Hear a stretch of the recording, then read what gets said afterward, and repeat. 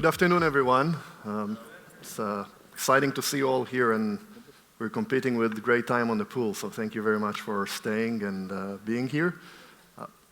It's all started because my name is Arden, and I'm running a company, a startup company that is called Restore. And I think that Seth was probably one of my first meetings in the US. That was about a year and a half ago. And I just started to understand how much I don't understand about the US market.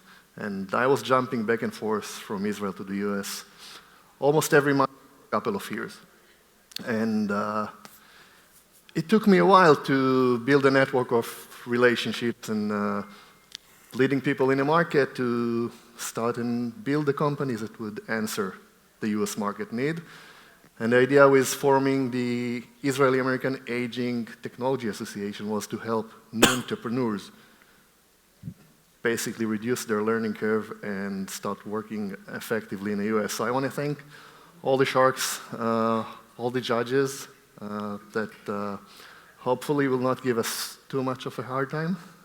Vince, Barry, Ben, Seth, and the Israeli startups that flew all the way from Israel to participate at eCap and take part of that competition. I've heard from both of the companies that they had the same experience that I had last year. So Hershey, thank you very much. It's the best place for companies that tries to build presence in the US and learn about the market and sell and adjust the product according to the market. We will have 3 startups. I'll go last. For each and every company would present for 3 to 4 minutes.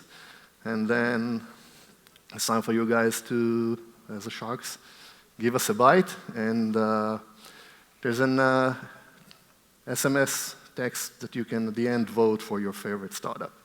So I would like to start and invite Keren from Clanz. And we'll start with the pitching.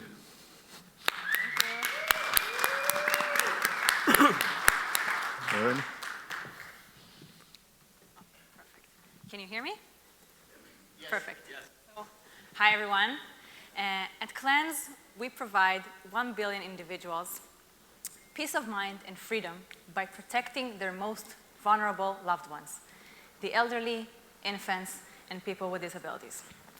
My name is Keren Etkin, and I'm a gerontologist and head of product at Clanz, where we detect and prevent abuse and maltreatment and improve the quality of care. We provide you with tools to be on top of things and to make sure that you know what goes on in your business. Oh, I forgot to press. So the media loves sensational headlines, right? Abuse in long-term care. They cause reputational damage to the entire industry. And I'm sure that each and every one of you are doing your best to make sure that these incidents do not happen. Right now, the most common solution are cameras, but this is a far from perfect solution. First of all, cameras are extremely intrusive, and they have blind spots because they cannot be installed in private living areas. Second, for cameras to be effective, someone has to watch the footage, and even then, they will not be able to detect mental abuse, which is the most common type of abuse. Our IP-protected algorithm is based on audio. By monitoring the environment, we are able to detect abnormalities that could indicate adverse events. We're also able to learn behavioral patterns and know if there is staff burnout, stressful times or hours throughout the week, and other soft indicators. We then provide a report to the system administrator so they can decide whether or not they need to take action. We can integrate into any existing monitoring solution that records audio. It's like wearables, smartwatches, smart speakers, and also cameras. Our team is led by Gribetz, our CEO, who is a software engineer. She was a technical lead in some of the world's largest tech companies, Dell EMC, Cisco, and others. Our CTO led the development team in some of Israel's most successful startups. And I'm Keren Etkin, a gerontologist and a global age tech expert. The target market is long-term care in North America. The business model is software as a service. We price per user per month. And when we reach 10% market share, we'll be able to have annual recurring revenue over $156 million. The company was established just 13 months ago, and we've already won several competitions. We've deployed our technology in nursing homes in Israel, and we raised some non-dilutive funding. We're currently raising seed funding in Israel, and we actually came to eCap for 2 reasons. The first and most important, to find the right partner to deploy our technology here in the US. And the second is to meet with investors who have, strategic investors who have industry expertise and would like to be part of the round. Thank you. Thank you for having us. It was a great few days here at eCap, so we're happy to be here.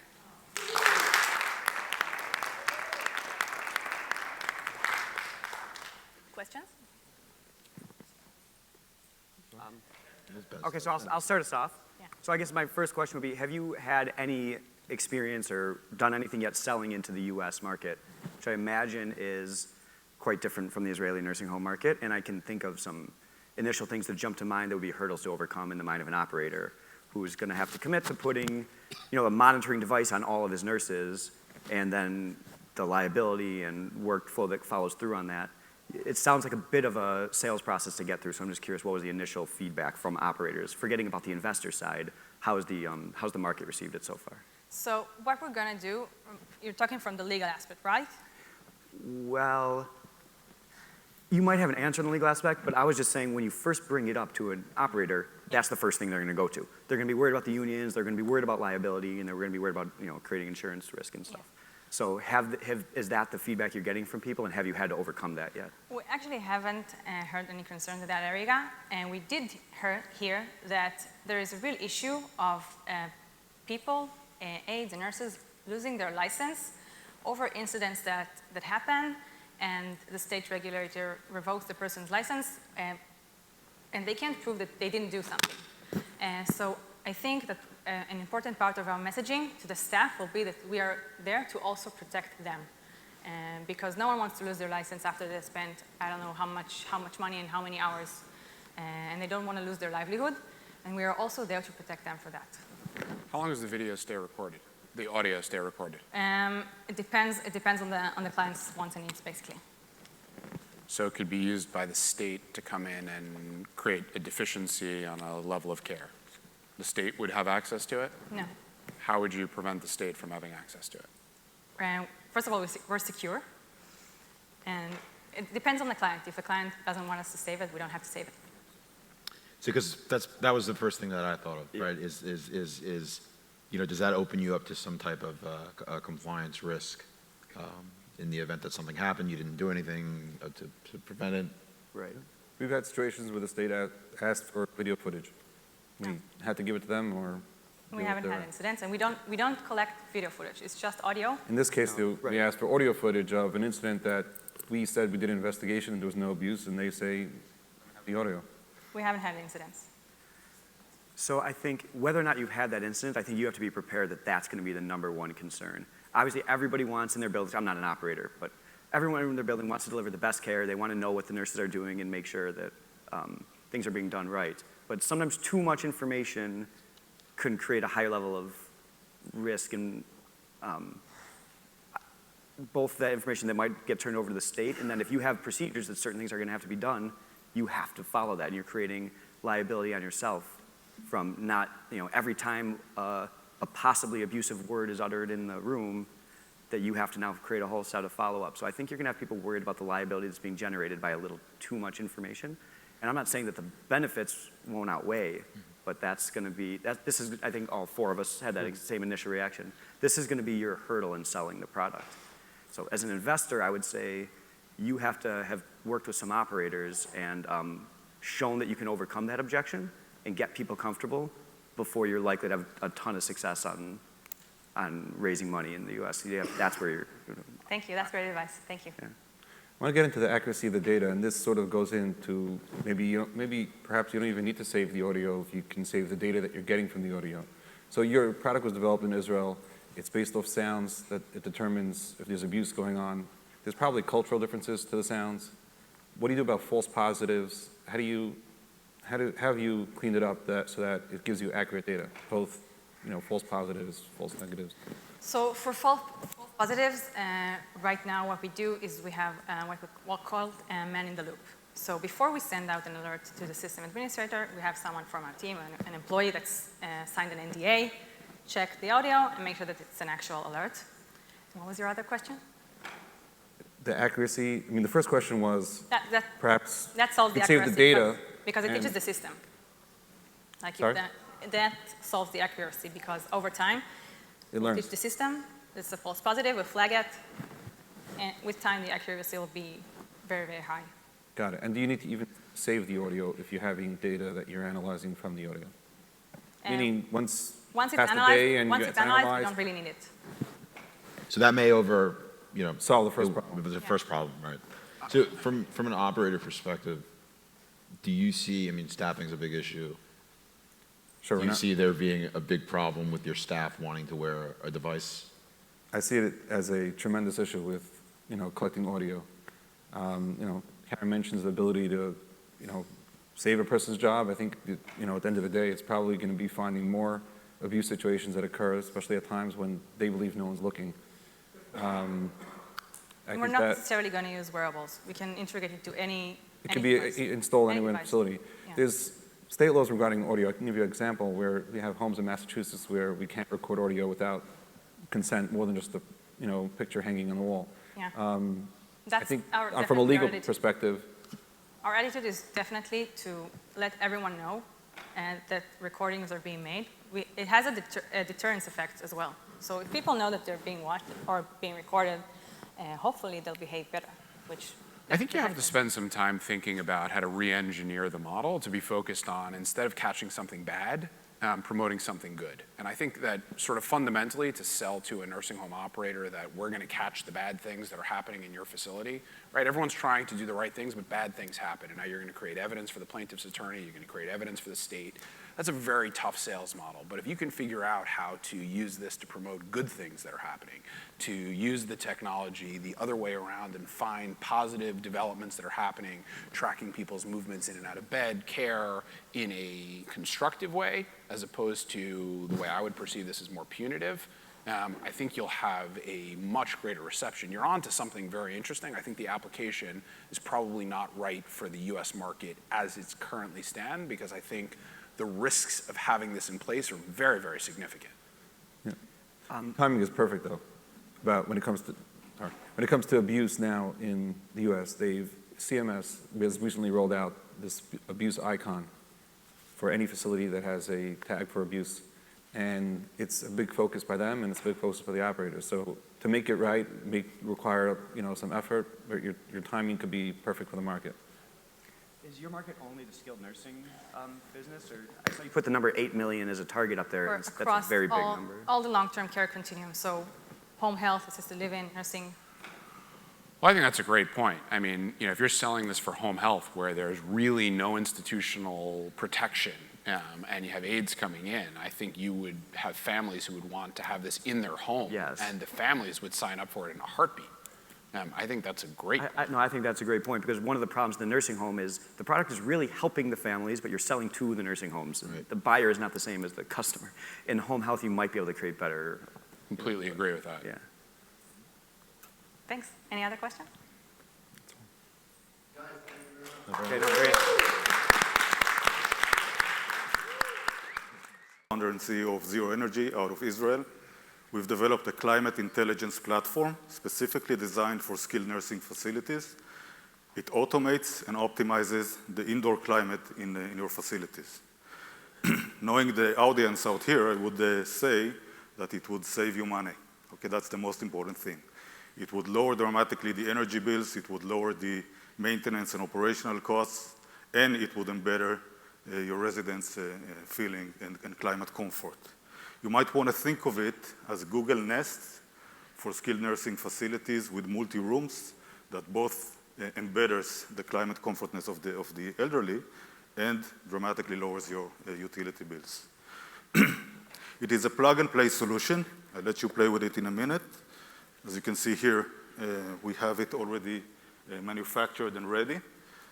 So we have our own climate nodes that are very quickly and reliably deployed in each and every room and are enabling the staff and the residents to control the climate in the rooms.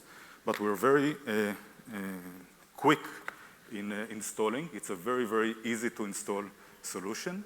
As a matter of fact, we call that the Moshiko test. Moshiko has been our first installer in Israel. He's not a very sharp guy, and he installs the room in 20 minutes time. So installation is very, very quick, and that's our baseline for lousy installation. We're able to hook into every end unit out there, whether it's a PTAC, a FENCO, a split unit, an RTU. We're able to hook into them all and connect them all together into our climate intelligence platform. Our climate intelligence solution is already deployed in more than 5,000 rooms, including lead brands in the US like Cassia, like Monarch, like the National Association of State Veterans Homes. We are backed up by the Department of Energy and by the NYSERDA organization in New York. We have just opened our New York office, and we're very happy to deploy our product for the new customers like centers, which I think they are here in the audience somewhere. I'll be very happy to answer questions, but bear in mind 3 things. First of all, that it's a plug-and-play Moshiko test solution. Secondly, that it can save you money when you operate your facilities. And the third thing is that it will benefit your residents. Thank you. How much do you sell it for?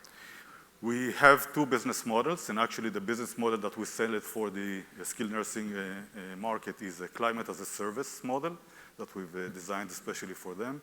So there's no upfront payment, no CapEx, only a monthly fee of $8 per controlled zone, per controlled room. And actually we see that just the energy savings are accumulating to $13 to $23 per controlled zone. So they're actually benefiting from day one. $8 per room? Yeah, monthly.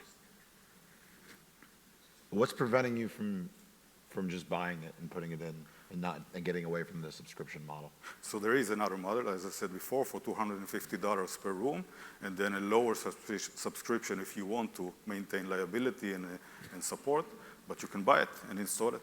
It's as easy as that.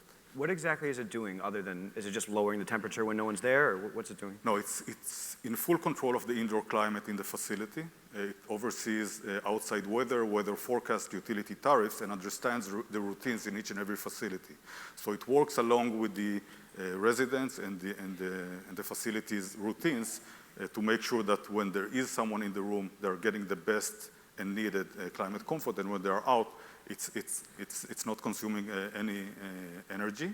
And it also preheats and pre-cools the rooms in accordance with the peak tariffs to lower the peak demand. So you get a lot of the benefit from that. So I've seen that kind of idea a bunch of times where you try to, if it's the summer, you'll try to cool the room a lot overnight when the electricity is cheap and then it stays cool.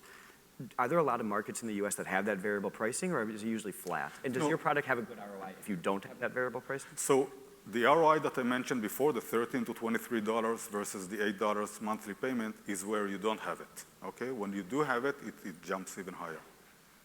I think the problem with your sales model for the US market is every nursing home operator hears every day, you buy this product, it literally pays for itself.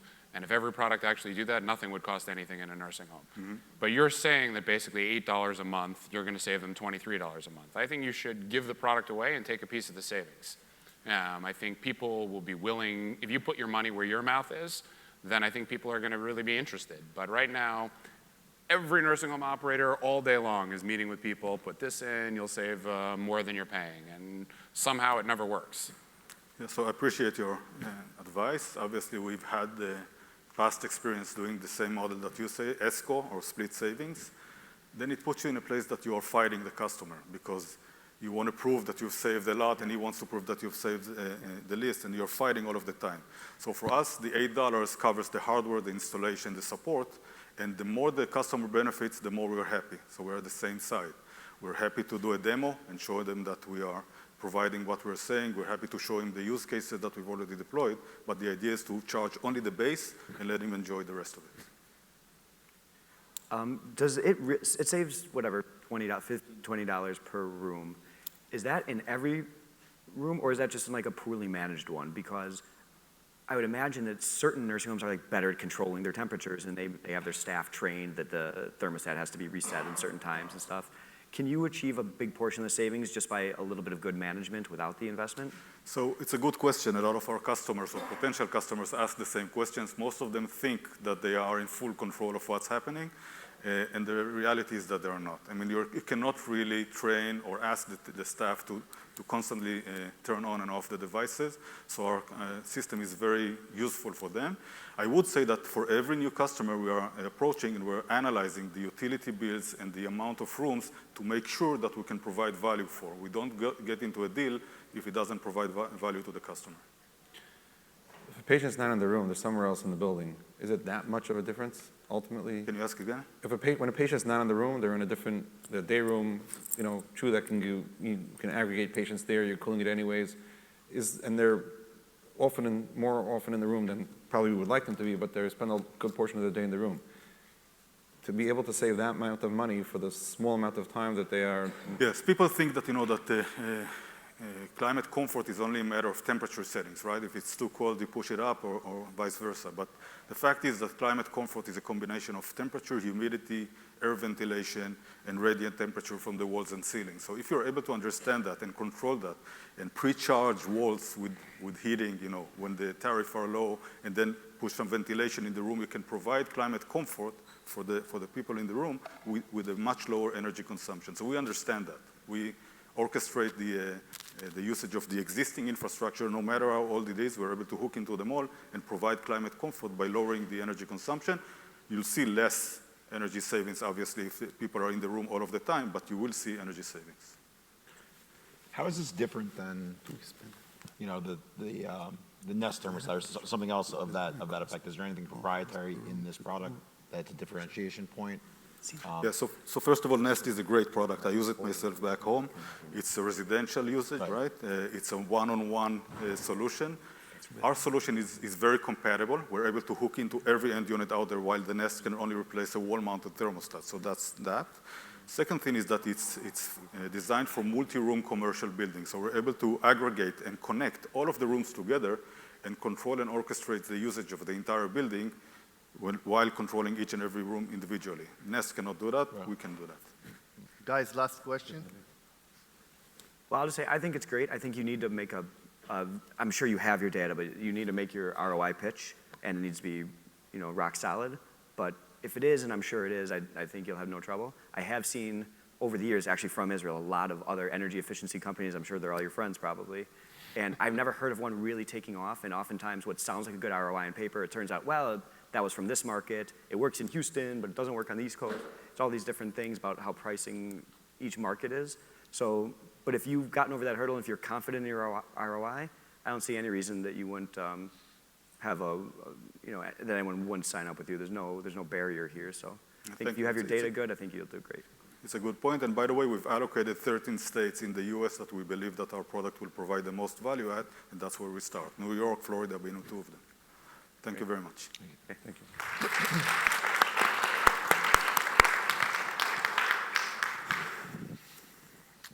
Thank you, guys. I know it's late. I need your help. I need you guys to raise your arms in a winning position and join that lady on the screen. Join me. Guys, you too, please. All raise your arm in a winning position. Now give me a smile, because I'm going to take a selfie here. So let's make sure we're all smiling. Yeah, that's, and the judges too, please. Thank you. Okay, that's basically the end goal of my presentation, to motivate patients to move, make sure they're building skills, but doing it with a smile. That's what we do with Restore. We take therapy and skill building, create more motivations in the gym, but also make sure that patients can continue to build skills with aides, nurses, techs outside of the gym. And patients can take a license and continue and play at home. So we're supporting a better patient experience in the facility.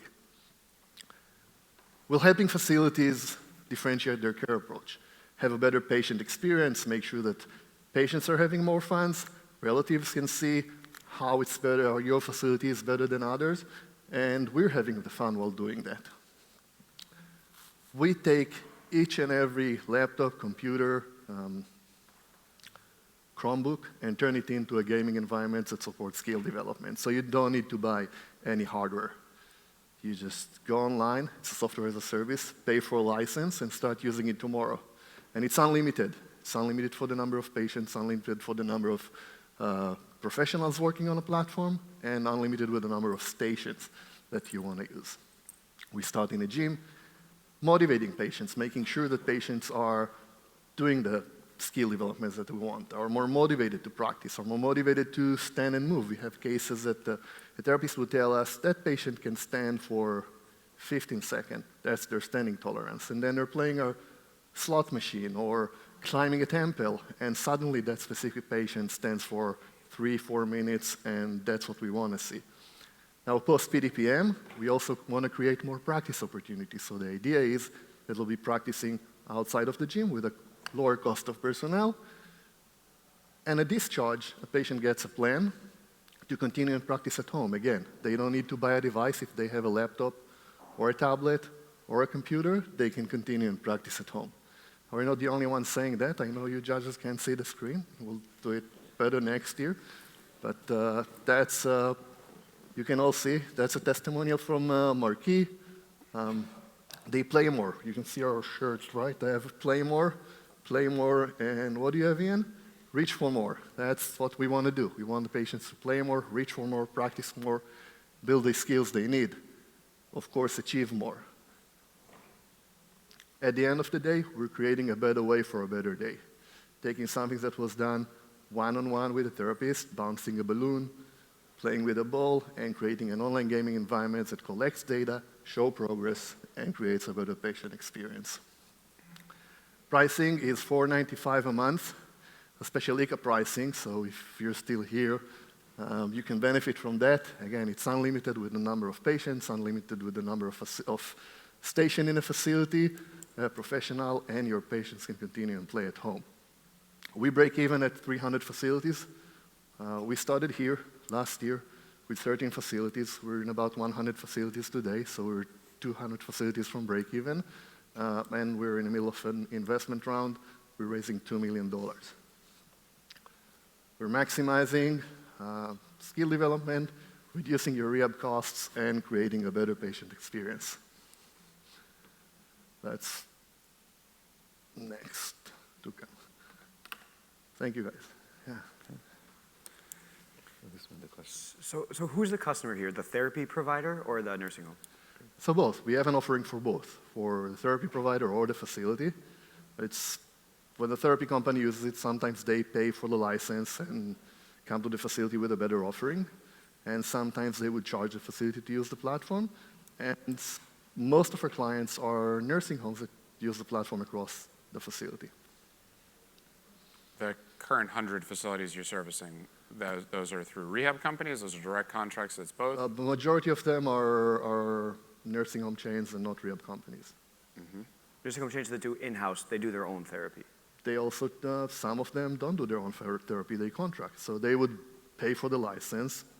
Therapy company would use it in the gym, and their team members will use it outside of the gym and for home play. Sorry, go through that more carefully. So you have a nursing home company that's buying your software directly, and Correct. they're also paying for a rehab company. Yes, correct. And they're providing this to the rehab company to use, or their activity staff are using it? They're providing it to the patient. The patient is using it in the gym and outside of the gym. In some cases, therapy company would come and offer it to the facility. But we, at the end, from our point of view, a therapy company is a channel to the market. The patient is the beneficiary. So I think the real question that maybe we're both stuck on is, I'm not clear on this. Is this a therapy tool? In which case it's unusual and no reason for the nursing home to be giving it to the therapy company. Or is it an activity tool that's being done by the nursing home? You get reimbursed for the therapy that you're providing with this? There's no reimbursement code for the gaming environment. There's no reimbursement code for a gymboree ball or a balloon. It could probably just be a valid activity to do. So this is just an activity. It sounds, that's what it sounds like to me. But with restorative age, thank you, yeah. Wouldn't the better angle be to sell to some of the large contract therapy companies, and then have them push that on the nursing homes that they service? That was my first point. And my second point would be, is that the price point seems a little high. Okay. I don't know. I mean, I know what type of software as a service applications the nursing homes pay for, and there's some programs that do a lot more. I don't want to say a lot more, but they focus more heavily on some of the granular items of reimbursement that cost, $300-400 a month too. So for a you know what I mean, a subscription. So I'll answer your two questions. In terms of selling it to a rehab company and let them offer it to the market, it's a valuable channel. We see facilities that like the benefit of having a better patient experience in the gym and with activities and the home usage, and they're our target audience. We see therapy companies that prefer that their therapist would bounce a ball. And we see therapy companies that love the idea and say, we'll differentiate ourselves and sell the product. So we, at the end, serve a patient that can accelerate skill building and have more fun. We have two channels to the market currently. At this point, we have more nursing homes than rehab companies selling the product. Yes, of course, we do work with rehab companies. Pricing point, we also understand that, $2 would be too much for the people we're speaking with. And if you look at our competitors, you would pay the same price for one station in a gym, so Gymtronics and OmniVR in general, limited to one usage, where we are unlimited with the number of patients and users that can use the platform. It's not an easy sell to nursing homes, but we don't think so you're selling really to a higher-end nursing home, right? You're not offering an ROI.